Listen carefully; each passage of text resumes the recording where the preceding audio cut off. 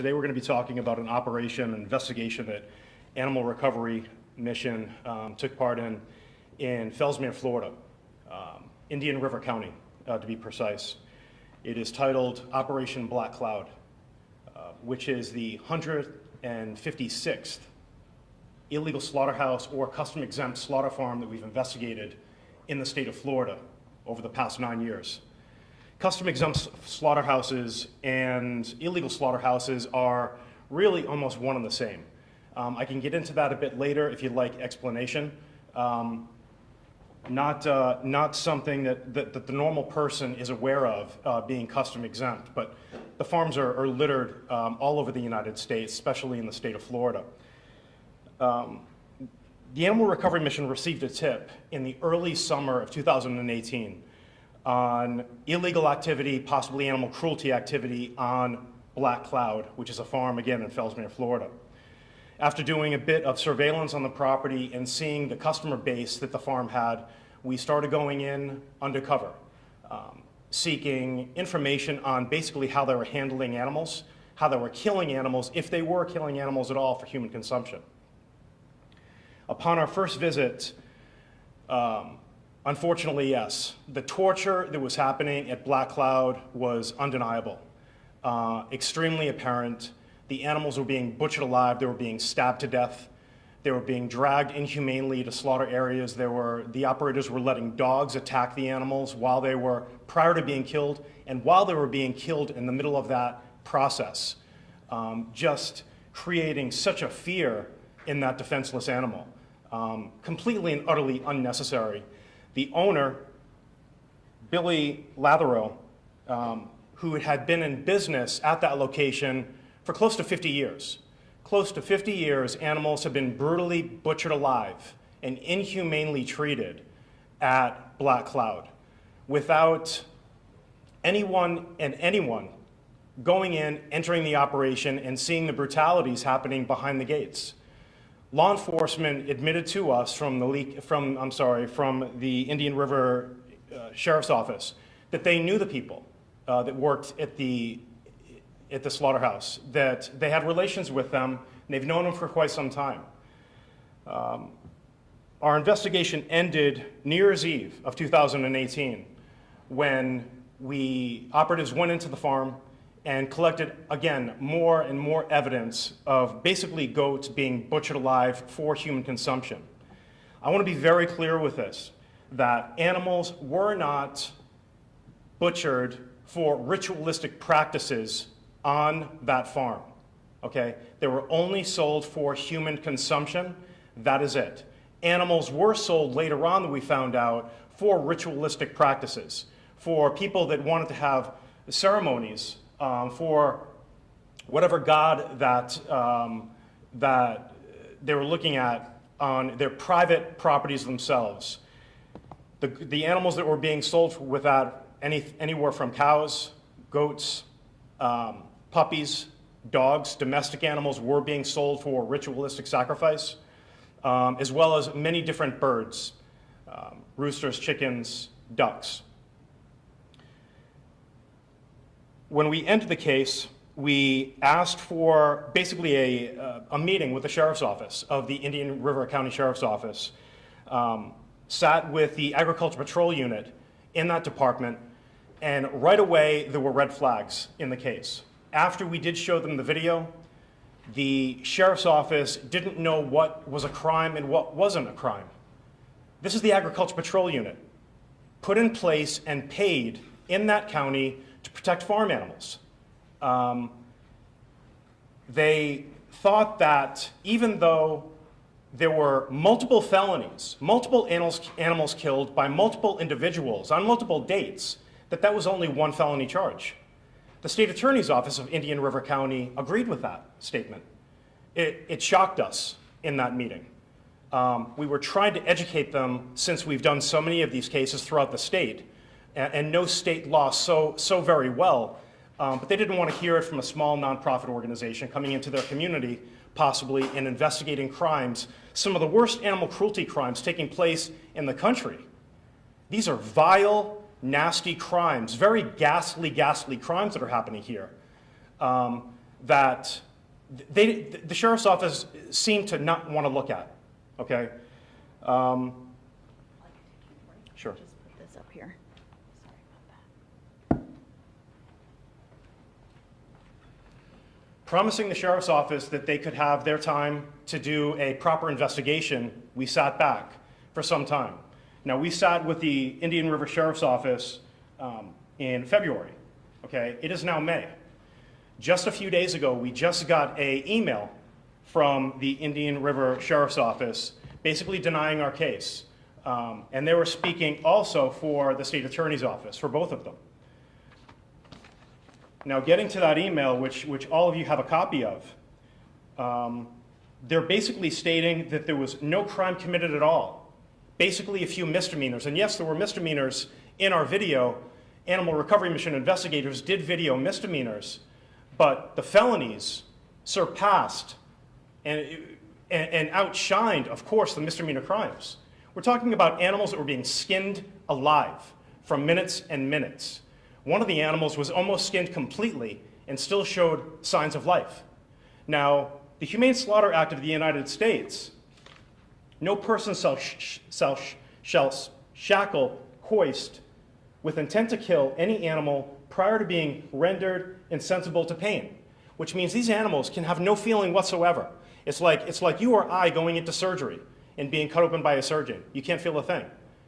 If you put a knife to an animal in the United States, in any state, and certainly in the state of Florida, for butchering, for human consumption, and that animal feels pain, that is a felony in this state. We have case law. So because the Indian River Sheriff's Office was confused, we referred them to counties that have taken these cases in the past.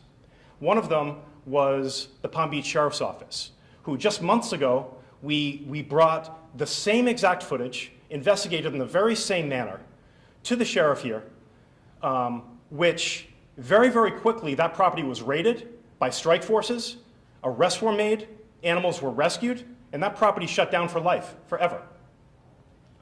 We brought the Sheriff's Office of Indian River County numbers, emails, names of the head detectives from these counties, of the prosecutors handling these cases. Now remember, years ago, we created case law in these cases right here in Palm Beach County. Did they once call the Sheriff's Office of Palm Beach County? Did they once call the State Attorney's Office to compare notes as advisors? Not once. We received a statement, actually the actual case report, just yesterday from the Sheriff's Office. And in the email, they were claiming that no crime was committed to any animal in their county at the Black Cloud Slaughterhouse. But in this statement, they're claiming that under the Freedom of Religion Act, they could not prosecute, they could not make an arrest. Well, there were no ritualistic practices in our investigation. There were no animals butchered for ritualistic ceremonies. The entire raw video was given to the Sheriff's Office of Indian River County, unedited. And I can assure you, there were no signs of any ridiculous religious ceremony in those videos. It was very, very clear what was happening. They were killing the animals for human consumption, and that was it. Yet, no statements were ever taken. I am one of the main witnesses. I shot personally much of that video myself, along with 5 other undercover investigators. Not once were we brought to the Sheriff's Office of Indian River County to give statements, to give official statements. Not once. Not once were we brought to the State Attorney's Office of Indian River County to give a statement or to have a sit-down to explain the case. So how in the world could they come up with the conclusion that animals on the video were sacrificed for religious purposes? It is absurd, and it's also impossible. What we're asking for today is for the Sheriff's Office of Indian River County and for the State Attorney's Office of Indian River County to rethink this case, to actually do justice and to do their jobs in their county, to uphold the law in their county, and to make proper arrests in this county. Now, the owner, Billy, as he's known in the community, is deceased now. So when he was interrogated at his farm the next day, he died. The farm is supposedly closed, although at large are the killers themselves. The killers didn't die. Billy died. These people are extremely violent, committing some of the most violent crimes against animals in our country. To date, in 2019, we haven't seen such crimes committed to an animal. Yet, these two individuals are running free. We believe the Sheriff's Office and the State Attorney's Office of Indian River County know who these individuals are. They live in their community. People need to be aware that are residing in Fellsmere, Florida, and the greater Sebastian areas of Florida as well, that these people, some of the worst animal torturers in the United States, are roaming free and could be working on other farms in their community as we speak. It's appalling. If I lived in those communities myself, I would be furious.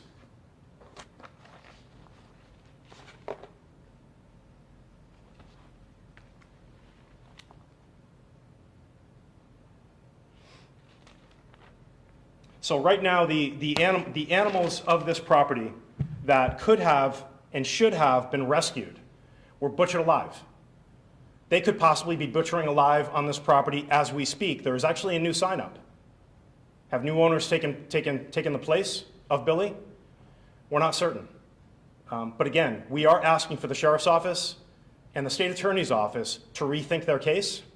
We are demanding justice for these animals in the state of Florida and in Fellsmere, Florida, in Indian River County. Do you have any questions? Hi, yeah.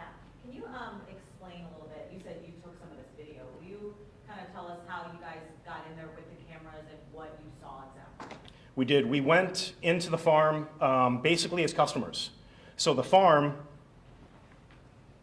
as you can see here, this is the outside of the actual farm, and they're advertising, just like Home Depot or Target would on the side of the road, and luring customers in from the street side for meat and for all animal sales. So we saw this sign, we drove in, we created a report. We were wired with undercover cameras, although we were not taking audio, to make it a stronger and easier case for law enforcement and for prosecutors and for trial.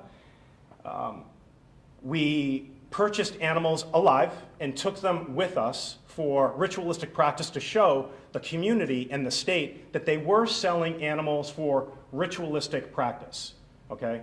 But they weren't being slaughtered on site or killed on site for that purpose. We actually spoke to Billy, the owner, and the workers themselves, and they had never taken part in a ceremony on site.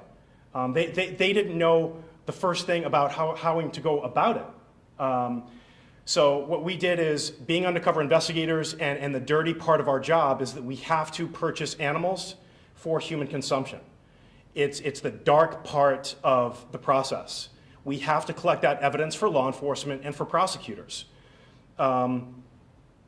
We just didn't understand the brutality that was happening to the animals. You know, we never really know if we're going to go in and they're going to stun the animals or not. In this property, there were no signs of anything, any type of weapons or electricity, captive bolts, to render any of the animals insensitive to pain, even if we asked for it. They were just straight out blades butchering the animals alive. So, you know, over time, of course, we have to build a case, which takes a bit of time. Ending the case, we thought that sitting with the Indian River Sheriff's Office, especially the Agriculture Patrol Unit that is aware of the brutality against farm animals, that this would be a slam dunk case for them. It certainly was not. And we were shocked when we received the emails and the report from that county denying this case. It boggled my mind, and it boggled many detectives' minds in many counties throughout the state of Florida that have taken our cases. They were appalled, actually. Kind of explain to me just the brutality of how they went about killing these animals. Many of the animals, of course, tried to escape, right? The fear, and the operators knew of the fear of the animals. They were inhumanely dragged. which actually violates state and federal law. You cannot drag an animal violently to slaughter. The animals were stabbed to death in the throat area, in the chest area. Heads were sawed off extremely slowly with very, very dull blades. And then the skinning took place. They did not have enough respect to leave the animal to bleed out, to go unconscious. So they started skinning rapidly, very, very quickly. I was there, 3 other investigators were there, just shaking our heads. Just wishing that they would let the animal bleed out and die before that process began, but it didn't. But it showed the violence on this property for decades and decades. When the owner explained to me that he lived there his entire life, there was a farm there prior to him. Knowing how long animals on that property had been butchered alive, it was dramatic. How many animals were on the property when you were there, and where do you think those animals are? I believe those animals were butchered. I butchered off, and again, there may be animals in the back of this property as we speak. At any one given time, there were, I would say, 200 animals on the property. We're talking goats? Goats, dogs, puppies. Again, they were selling them for Santeria. They do sacrifice puppies and dogs in the Santeria religion. Horses, there were donkeys, cows, anything and everything there. But the sacrificing of dogs is counter to Florida statute, right? It possibly does. It's a very gray area, and we're dealing with that right now in Miami. We're with groups right now that are sacrificing many dogs. We have it on footage and pictures of it. Some of them are on our website. Again, that's a very gray area. The statute in the United States and in the state of Florida isn't breed specific for religion. So law enforcement would have a tough time if they caught someone sacrificing a dog rather than a chicken or a goat, just to prosecute the dog cases. But they didn't put up any kind of a question when you said you wanted a dog for sacrificial? Correct. Take it alive. Here you go. You mentioned these places are all over the state of Florida. How many do you think exist, and are they concentrated in any particular regions of the state? They are. Many reside in Miami, Florida, Miami-Dade, but all the way up to Jacksonville. So we are undercover all over the state, from the Florida Keys to the Tallahassee to the Jacksonville area. The illegal slaughterhouses, we're looking at possibly 700 in the state. And that's a guesstimation just by the zones that we are undercover in, and looking at Google Earth, because our investigators now, including myself, can look at a Google Earth site map, zoom in onto a property and say, that's an illegal slaughterhouse, that's a custom exempt slaughterhouse. And sure enough, when we launch our drones or we go out as customers and enter the property, it sure enough is. Explain for us a little bit, when you say illegal slaughterhouse, what makes it illegal, and is that in the eyes of state agriculture department, or is it county jurisdictions? What makes them illegal? Let me give you a comparison of a custom exempt and an illegal slaughterhouse. Custom exempt, you can actually go to a private farm, you can purchase an animal for sale and do it in one transaction and pay for that animal. You can also say that you want that animal killed for human consumption, for your own consumption, and pay another fee. It's called a kill fee and a cleaning fee to have that animal killed and cleaned. You leave with the meat. They have to abide by all regulations that a legal slaughterhouse has to abide by. Humane slaughter, no animal cruelty, environmental, anything and everything that a regular business would have to abide by. An illegal slaughterhouse, although I got to tell you that I've been into roughly 100 custom exempt slaughterhouses, they're inspected once a year by the USDA. So the USDA will make an announced visit. They'll call weeks in advance and say, we're coming over, this is our 1-year visit, we're going to inspect your property, and we want to see one animal killed to make sure there's no animal cruelty and that you're doing it properly. Well, these people aren't stupid. They're cleaning up their property, they're setting up a facade for the investigator from the USDA, they're taking that one animal, they're rendering it insensible to pain, and then they're bleeding it out, following protocol. But when they leave, they're not going to be back for another year. So their, of course, regular way of doing business changes like that, and I see it. I've been there. They talk about the USDA investigators and they laugh. Right away, they start butchering the animal alive again. the blood starts going into the ground wells, which is known to contaminate our water supplies. It's happened numerous times in the United States. Chicago is one.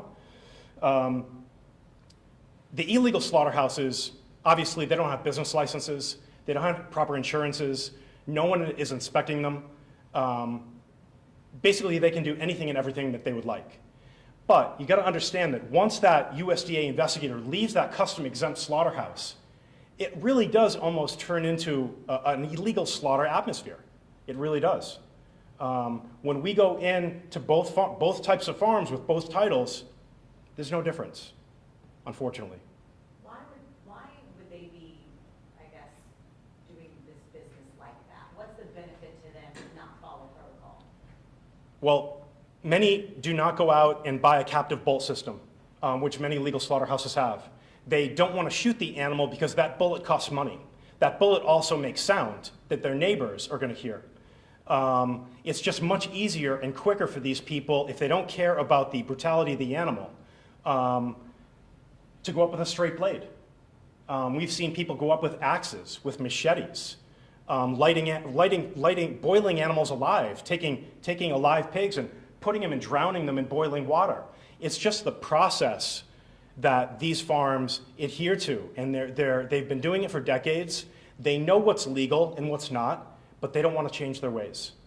And they don't want anyone telling them to change their ways. Someone tells them to change their ways, and that it gets even worse. Have you ever had a case prosecuted with Indian River County? We haven't. This is the first case that we've ever, first investigation in Indian River County. And we were apprehensive. And I will say publicly that I didn't want to take this case to the sheriff's office. I wanted to go in and do our last investigation and have animal cruelty right there staring us in the face and call 911 and call you, the members of the press. Unfortunately, we took the route that we usually take, as we've taken in Palm Beach, in Miami-Dade, in Broward, and many other communities, hoping that they would do the right thing. Knowing that this case was so incredibly strong, how could they deny it? And how could they deny it publicly? Well, they denied it in writing. It was incredible. Justice, what justice? Absolutely zero. And if they're denying this case, which is one of the better put together animal cruelty cases that we've really put together, not using audio, right? How about all the other animal cruelty cases in Indian River County? This is the worst of the worst. So if they're not going to take this case, how many other cases are they denying? I got to tell you, the animals of Indian River County are obviously in trouble. The Agriculture Patrol Unit, the Sheriff's Office, and the State Attorney are dropping the ball. And they should be questioned. They have a lot of questions to answer here.